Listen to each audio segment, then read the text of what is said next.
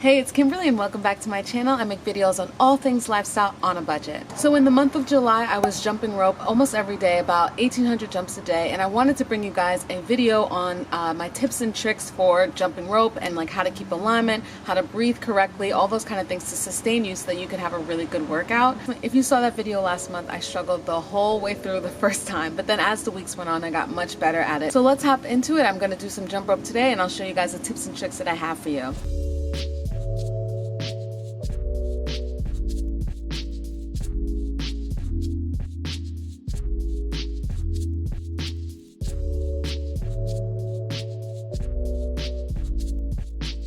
Okay, so the number one thing is basically alignment. You want to make sure that when you're jump roping, you're actually jump roping correctly. I naturally hold tension in certain places, and after trying to jump rope consistently with that tension, it makes it really hard to continue on. So while you're jump roping, make sure you're not holding tension. How do you find out if you're holding tension? Wherever you start to feel yourself clench up, like as you can see right now, I'm clenching my shoulders. Trying to jump like that after a while just gets really painful. So it's relaxing your shoulders mostly. If you have tension in your face or whatever while you're jump roping because it's just like so intense, you need to relax that as well. If you grip your thighs, if you grip your shoulders, you have tension in your face like I said, or even in your eyes, like you're just so laser focused, try as you're jump roping to just kind of relax into it as if it's meditative. Most people usually do right off the bat when they're jump roping is swinging their arms erratically as they're jumping to try to use that to do the work to jump. You don't need to do that at all. You're just jumping and you're bouncing lightly off your feet, and your arms should not be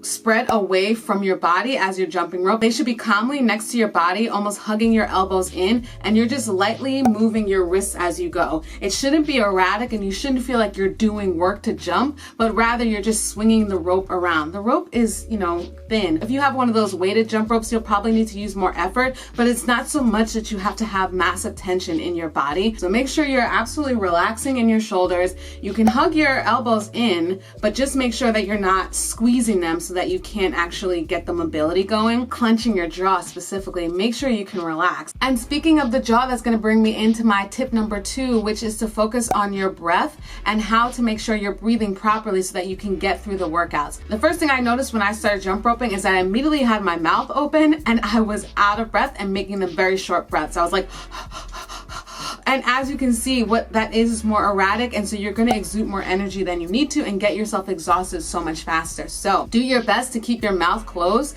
and actually just breathe out of your nose. And so that might feel like a bit of an adjustment at first as the jump rope is getting harder or more intense, but it's just breathing in through the nose and breathing out through the nose as well. You can make it for however long or little that you need. So I don't go by jumps. I don't say like breathe in for 2, breathe out for 2. But if that helps you, like do focus on that. For me, I just kept thinking as I'm jumping rope, I'm just casually breathing in and just breathing out. However many jumps that is fine, but make sure it's just strictly through your nose. It is an adjustment though. I don't expect you to be solely focused on that because again, as it gets harder and as you continue on, you'll want to start, opening your mouth, but just make sure throughout the whole time you're not like just going like that because it's not going to be helpful at all. A tip that helps me is to have my teeth basically slightly opened inside my mouth, but my mouth closed, if that makes sense. So instead of me being like here, I'm just a little relaxed here, but my mouth is closed.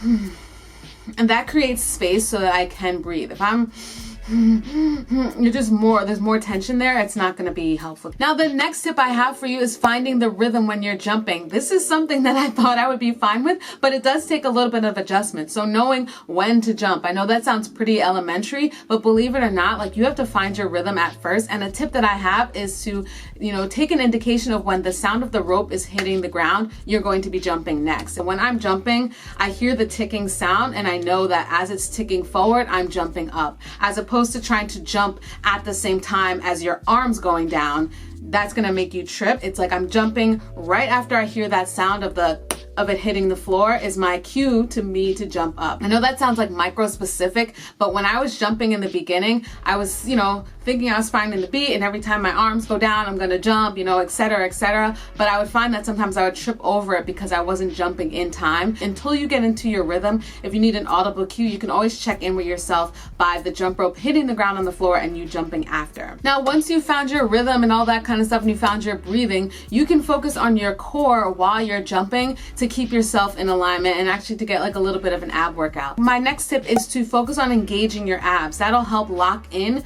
your alignment so that you are doing proper posture, but you're also focusing on your core during the workout. And that's how you can get a bit of a core workout in with jump ropes, which I didn't realize that was going to happen. I noticed that when I was going through my workout, by the time I get to the second round, I'd start to feel it in my abs, and I'd be like, well, if I start engaging them, I can focus on that, and that's going to give me some more endurance as well. So now that we have the alignment in check and we're knowing to jump over the rope, we need to make sure that we're jumping on our toes. So you do not want to jump with your foot flat on the ground. That is going to cause a lot of impact straight to your knees. It could be painful. You want to always be buoyant, so lifting the heels a little bit off the floor and keeping your knees soft. Your knees should never be locked out because you would literally like break your legs trying to jump without bending your knees. So you have a little buoyancy in your knees, which also does help engage the abs. And then you have your heels off the floor, and that's how you bounce. So you're bouncing on your toes when you try to compare it to like a kangaroo, but it's like not really. But anyway, you want to keep that buoyancy, which also helps to make the impact